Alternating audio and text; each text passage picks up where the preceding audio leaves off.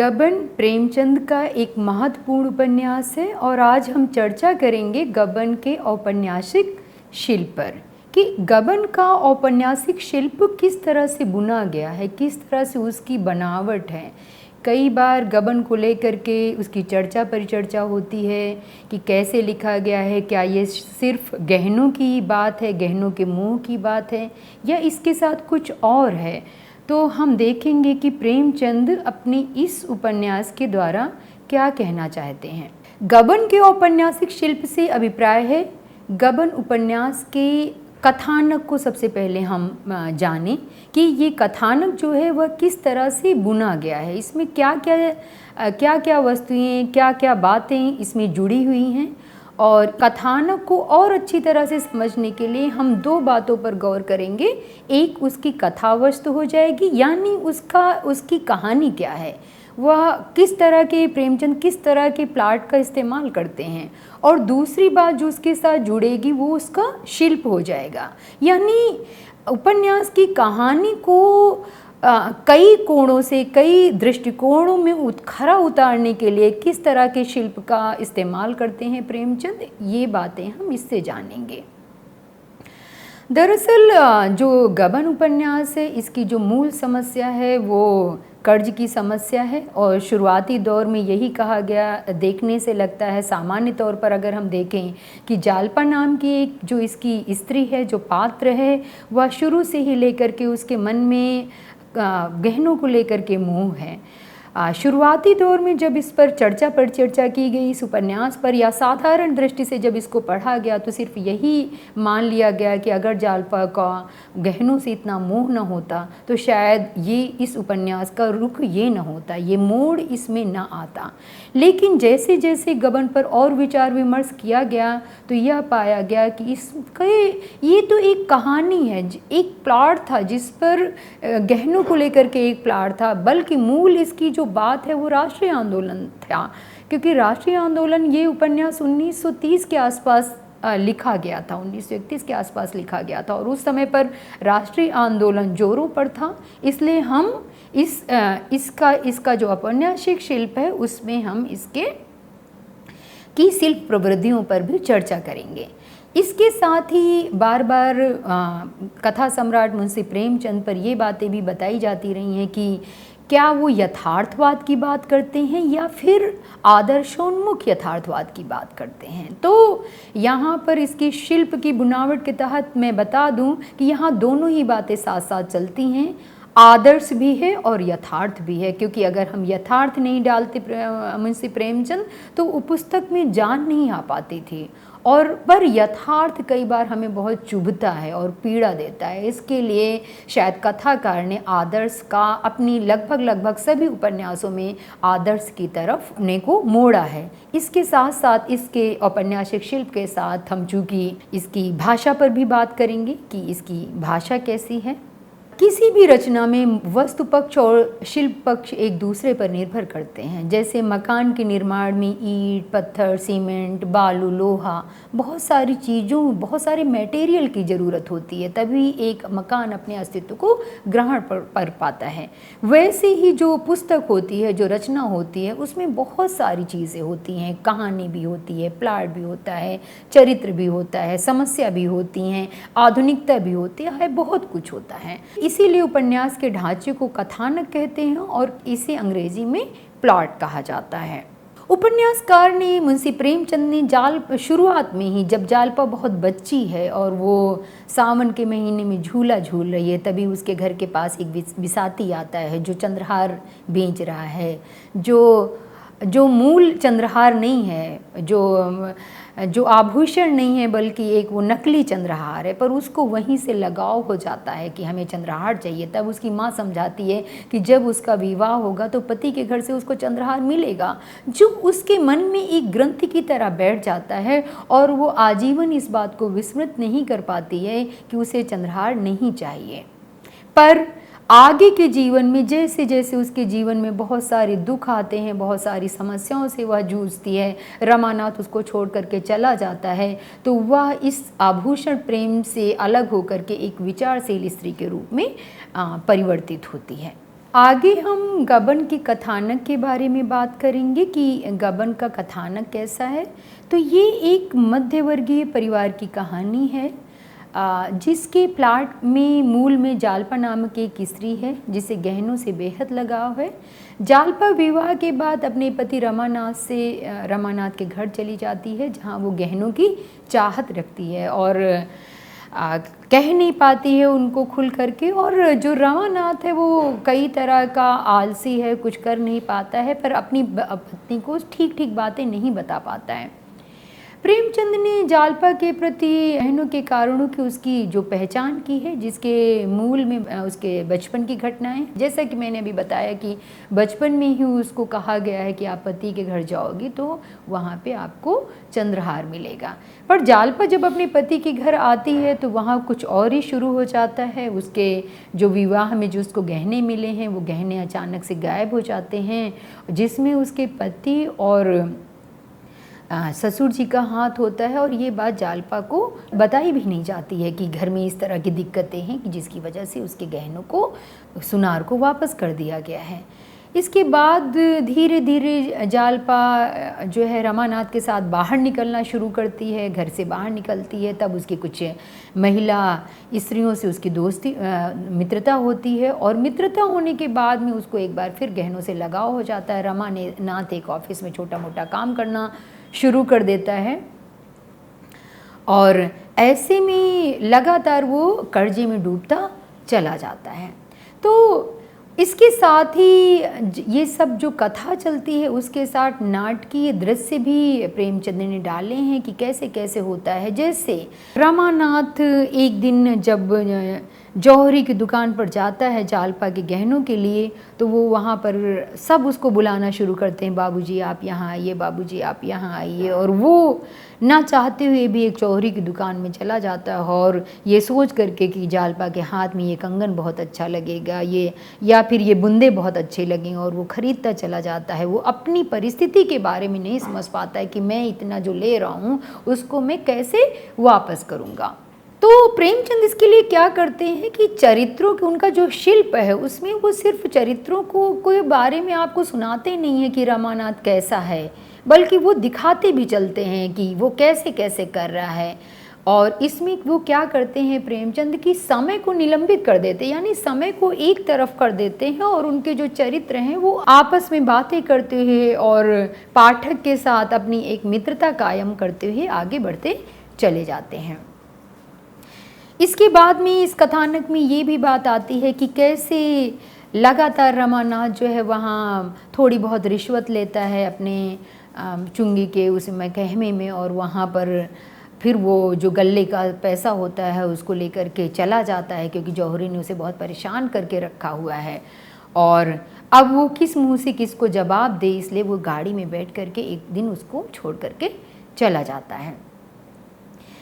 ये सारी बातें चलती हैं और फिर वो कलकत्ता पहुंचता है, जहाँ पर एक देवी दीन नाम के व्यक्ति और एक रज्जू नाम की महिला, जो दोनों पति पत्नी हैं, उनके घर में वो रहता है और वो उसको अपने बच्चे की तरह से लगाव दिखाते हैं। काफ़ी दिनों तक वो रहता है और इसी बीच में वो एक झूठी गवाही देने में फंस जाता है।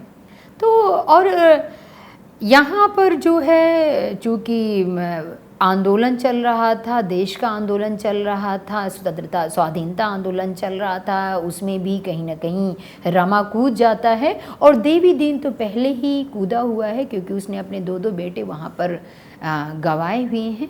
और अंत में ये जो झूठी गवाही देने में रमानाथ फंस जाता है। जालपा आती है, क्योंकि जालपा अब वो स्त्री नहीं रही जिसको गहनों से बहुत मोह था, अब वो बदल चुकी है और वो विचारशील स्त्री के रूप में परिणित हो चुकी है।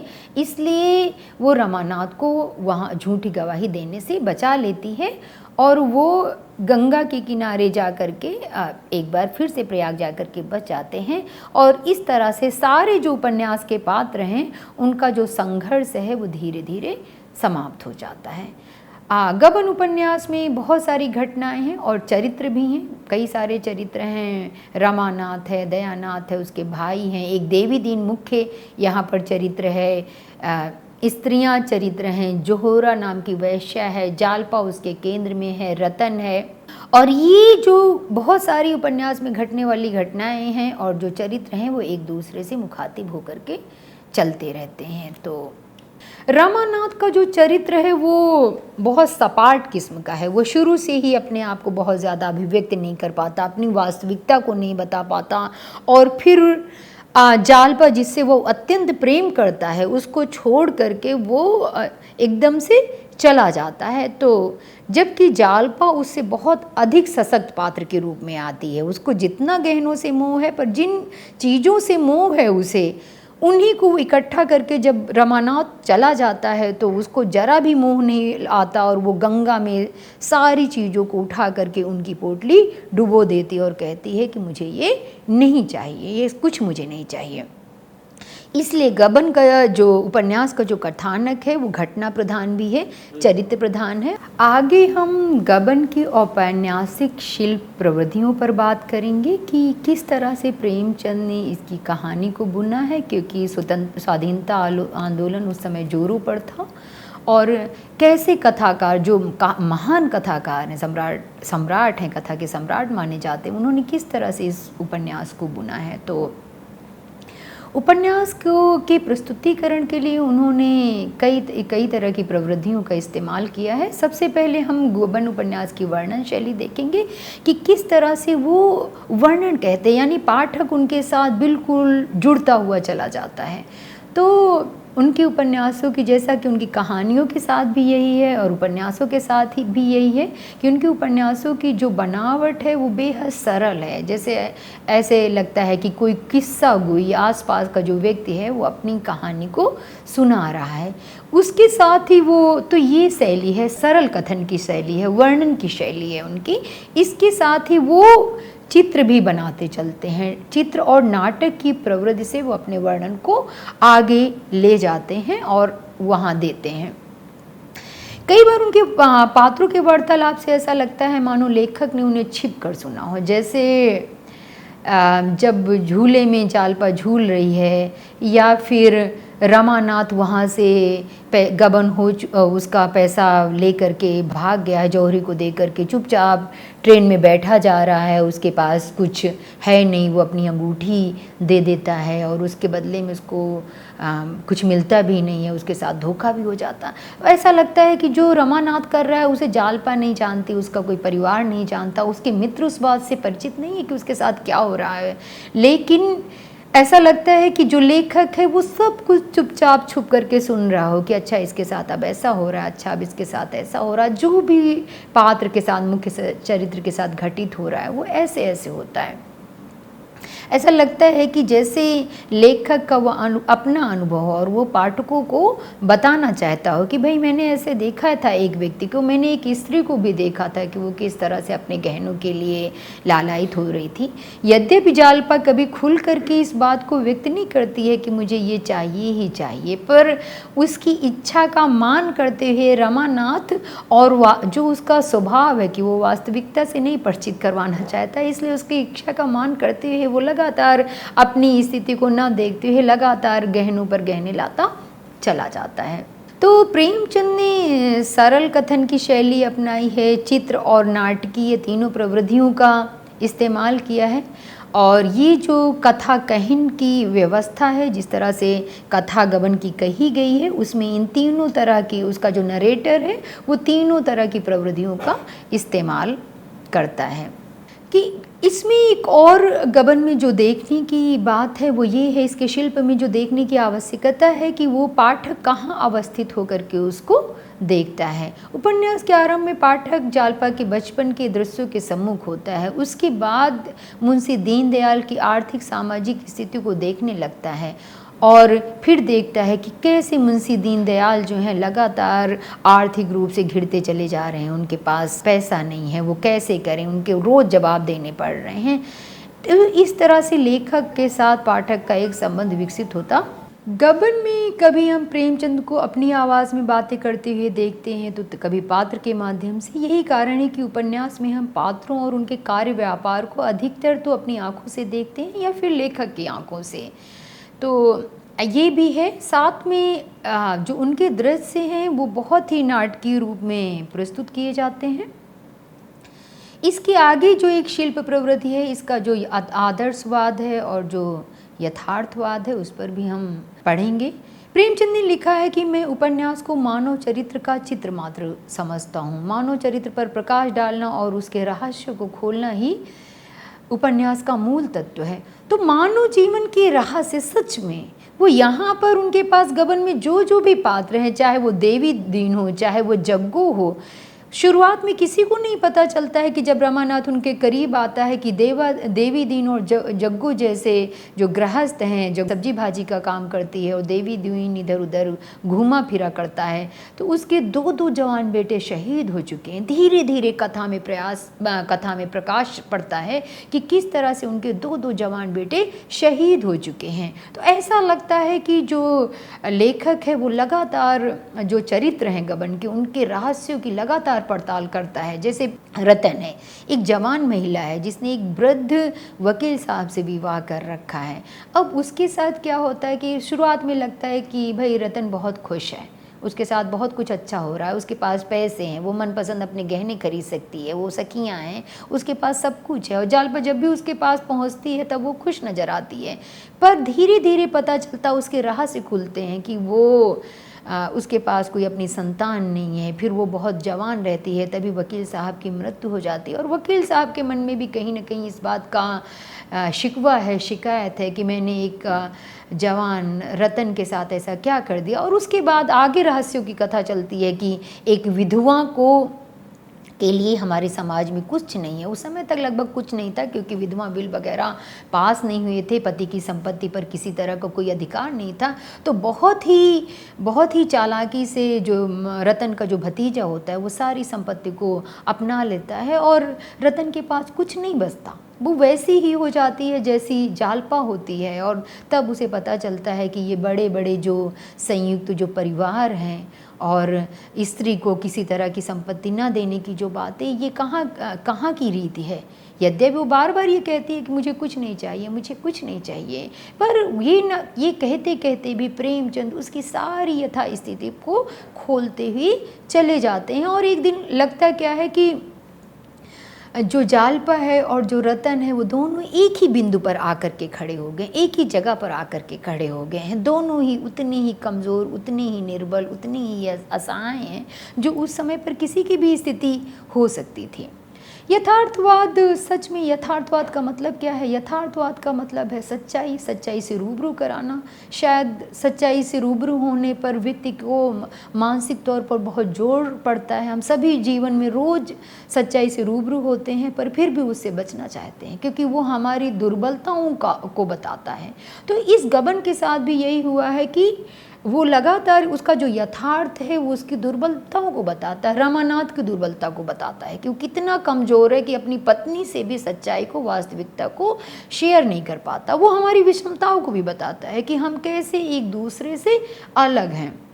वह क्रूरताओं को भी बताता है कि रमानाथ जैसा व्यक्ति जो ठीक ठाक है, लेकिन वो वहाँ पर किसी भी तरह से जो चुंगी के लिए वो पाई पैसा इकट्ठा करता है, जो उसका रिश्वत का पैसा है, वो किसी तरह से उनको छोड़ना नहीं चाहता। तो यथार्थवाद जो होता है वो हमारे जीवन की सच्चाइयों का नग्न चित्र होता है। इसके साथ ही प्रेमचंद बताना चाहते हैं कि समाज में किस किस तरह की कुप्रथाएं थी, क्या है। स्त्री को, रतन एक इसका बहुत जीता जागता उदाहरण है कि उसको पति की संपत्ति पर किसी तरह का अधिकार नहीं है। वो जवान स्त्री है, पर जब पति का निधन हो जाता है तो उसे कुछ नहीं मिलता है और उसे कुछ चाहिए नहीं। पर एक स्त्री को कम से कम वह इज्जत के साथ रह सके, वह मान सम्मान के साथ रह सके, इसके लिए उसे कुछ करना तो पड़ेगा ही।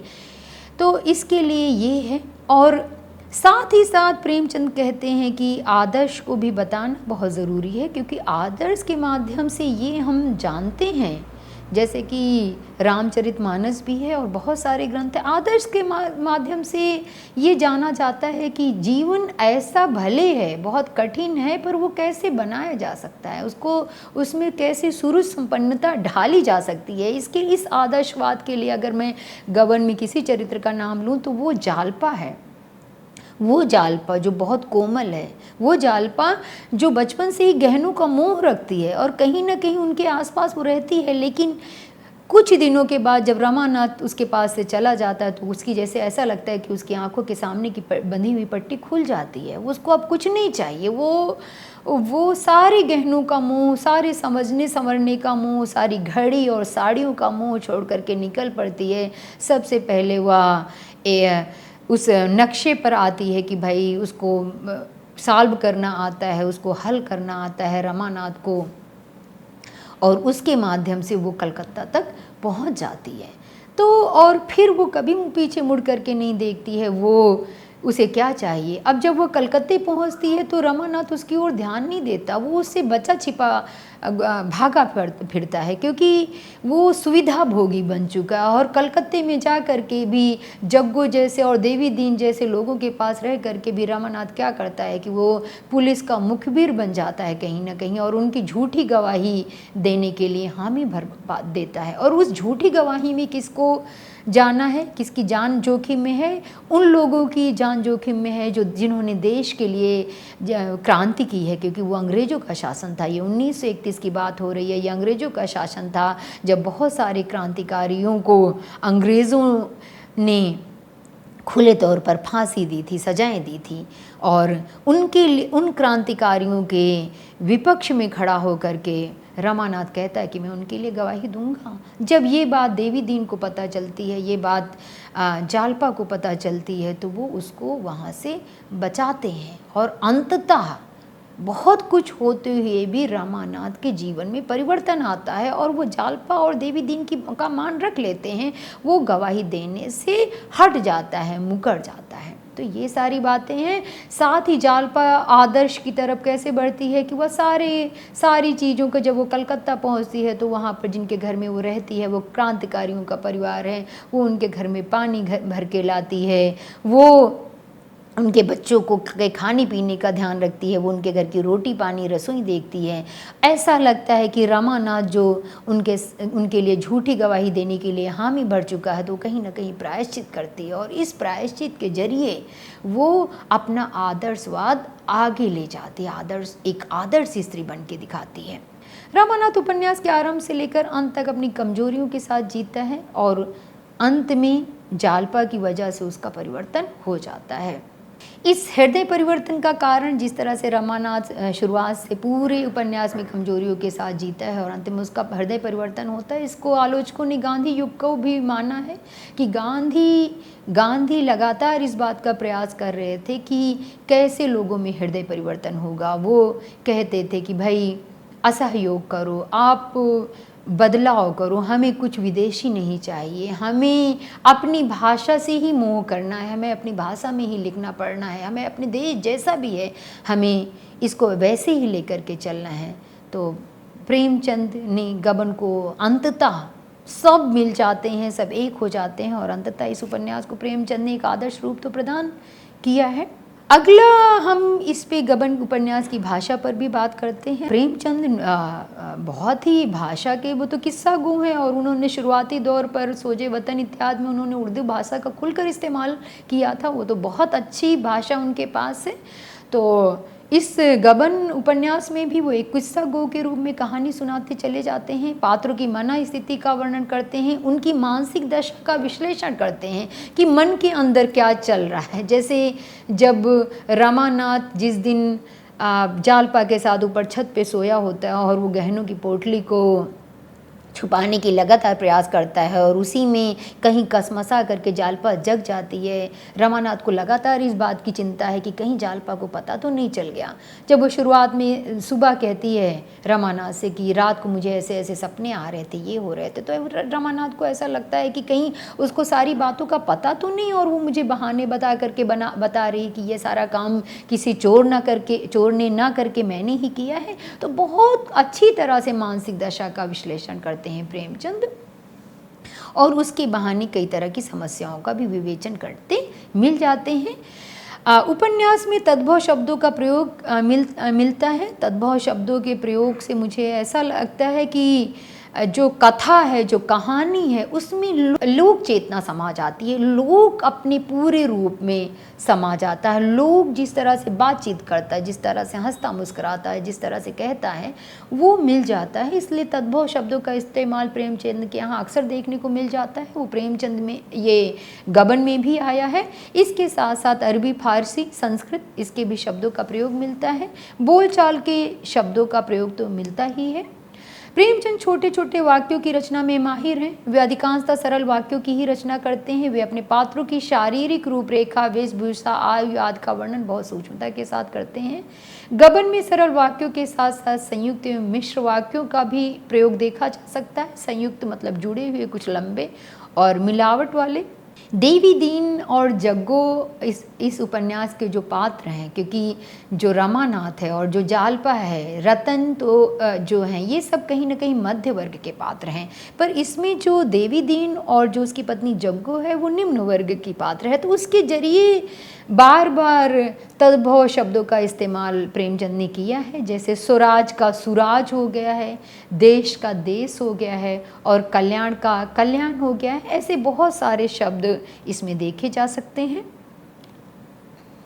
और इस तरह से गबन का औपन्यासिक जो शिल्प है वो बेहद विस्तृत है, और विस्तृत तरीके से ही इसमें प्रकाश डाला गया है। इसमें गहनों की समस्या के साथ साथ जो गहनों की जो समस्या है वो एक प्लॉट है, पर उस प्लॉट के जरिए प्रेमचंद ने कई सारी समस्याओं को छुआ है, जिसमें स्वाधीनता आंदोलन केंद्र में है। ये सारी बातें हैं।